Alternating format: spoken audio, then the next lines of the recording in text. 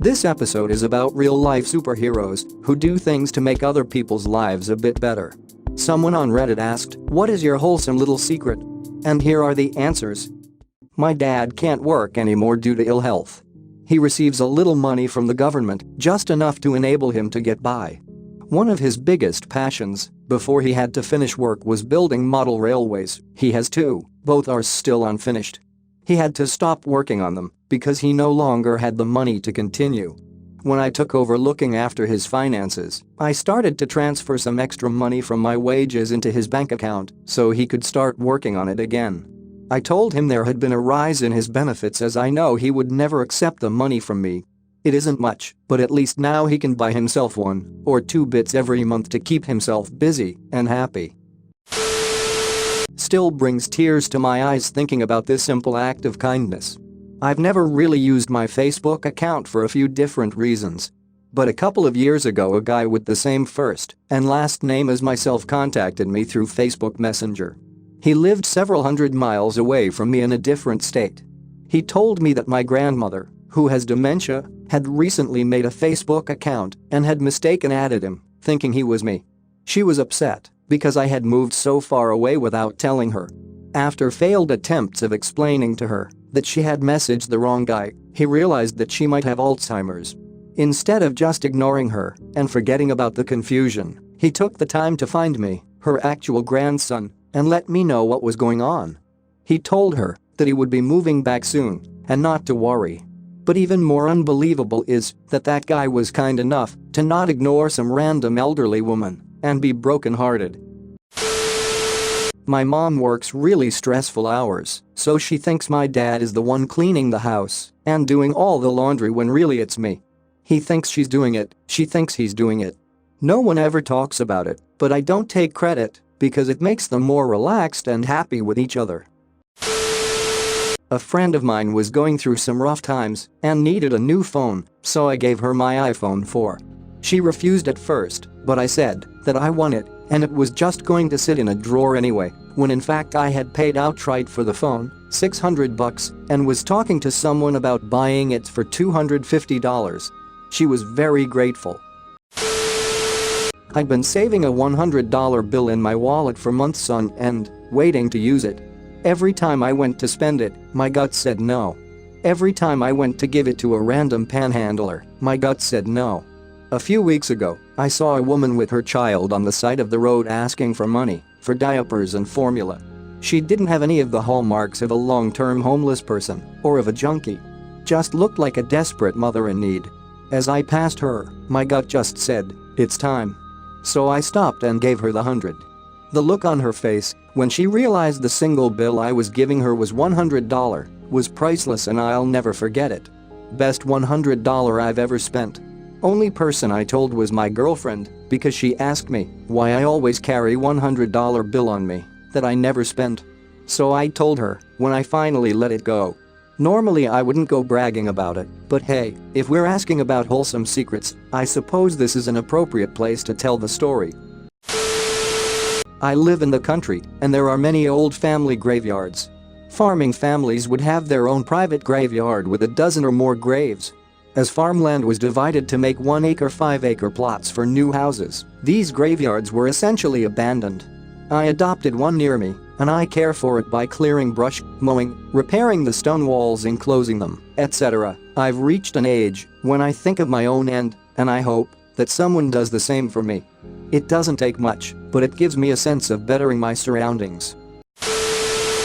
I'm trying to save up enough money to take my mom on a vacation to Ireland. She's gone through a lot, and I know it's about to get worse. I really want to see her smile and relax. At my last job, there was another kid who loved Hamilton as much as me. I had control of the speakers one day. We worked in a kitchen, so as long as we kept the volume reasonable we could play what we wanted, and I heard her desperately trying to keep calm and handle all her different tasks. She was muttering something about "it's such a bad day, but it'll be over soon," or something along those lines, less than halfway through her shift. So as soon as she left the kitchen to take out the garbage, I ran to my phone and switched from my normal playlist to Hamilton. I don't know if she ever realized that what I'd done was intentional, but she did always talk about any time she hears Hamilton it's a good day. The rest of her day seemed to go better, but she ended up leaving that job pretty soon after, and I left a few weeks after the two. Tori, if you see this, I hope you're doing better, kid. I hope you found a job that treats you the way you deserve to be treated for how hard you work. My single mom, longtime coworker, posts for sale ads on Facebook when she needs money for birthday gifts or Christmas or whatever.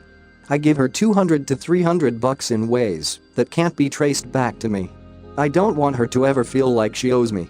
One time she cornered me and wanted me to fess up. I lied. I lied my ass off. Every Christmas since I was 16, I have donated 2 baby dolls to the gift donation box at the mall. I started doing it in memory of my grandmothers who passed away when I was young, but began to include some toy cars etc. when I found out my husband's family used to receive donated Christmas gifts when he was a child. I don't really consider it like a secret, but I also don't think that there is a way or a need to tell people about it, so I don't. My mother was adopted and just recently found her birth parents. They had to give her up because they were way too young and couldn't support themselves, let alone a child. When she finally met them, they are basically exactly like her and are the parents she was always meant to have.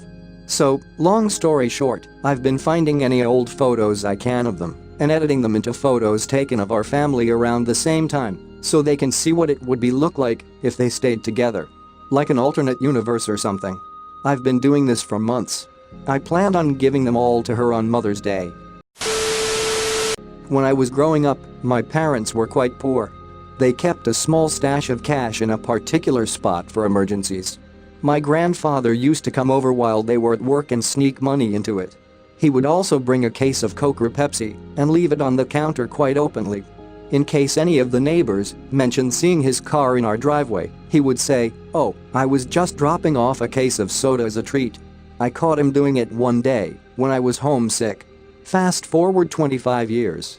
My grandfather's been dead for a long time, but my parents are still rather poor while I'm married into money.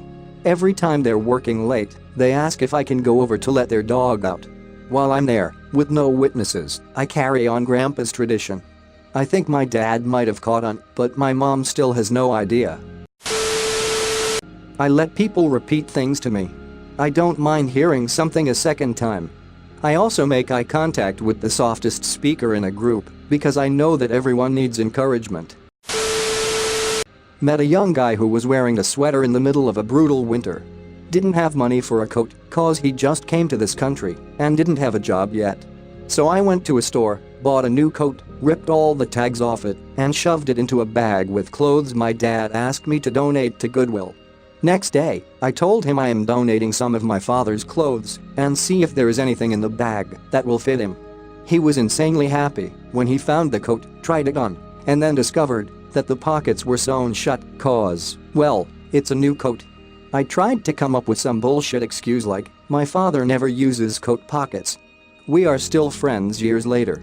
I still haven't told him my father does use his coat pockets. My former roommate and best friend was going to have to let his Xbox Live lapse. We were living together at the time, but XBL was our connection to some friends who moved nearly 2 hours away, and we didn't want him to go. So I collected $10 from the 4 other guys electronically, chipped in $20 myself, and anonymously emailed him the code for another year of Xbox Live. My friends think I'm broke because I waste my money, and if I told them the real reason, I'm sure they'd still consider it a waste, but every now and then, I aim for once a month if I can. I keep my eyes and ears open at work for a customer who could use a little help. Maybe it's someone who picks up a little treat for themselves before sheepishly putting it down someplace after deciding they can't really afford it, or maybe it's a young parent or couple counting their nickels at the cash to cover something essential like formula or diapers. Most recently it was an elderly gentleman in front of me in line on my break who told the cashier that the flowers he had on the belt would have to wait until next month for his wife. Whenever I can really justify it in my finances without going broke, and if they look like they're struggling, I like to offer to buy their items. Yeah, that means I can't buy every new game on the market, or maybe I fall behind on my phone bill for 2 weeks, but sometimes strangers really need a hand every now and then. I understand the stress, and I'm in a position to help out, so why not? Not really something I like to brag about, but it makes me feel good when customers approach me at work to say thank you the next time they're in.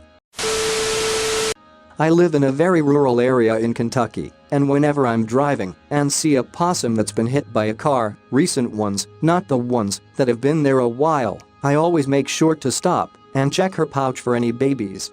I've yet to find any, but when I was younger, around 4 to 5, my mother always did this, and she actually found a litter of babies and raised them until they were big enough to be released. Sometimes when my always broke coworker, young, underpaid, 2 kids, is short on lunch money, I sneak some cash in his locker for him to find. He deserves a good meal for his hard work. On Valentine's Day, I wrote 100 notes in which I wrote compliments or positive quotes on and handed them to strangers and hang them on walls for people to see. I've seen many people read the notes and smile. Thanks for listening. Let me know if you liked these heartwarming stories as much as I did, and please share your own wholesome secrets in the comments below.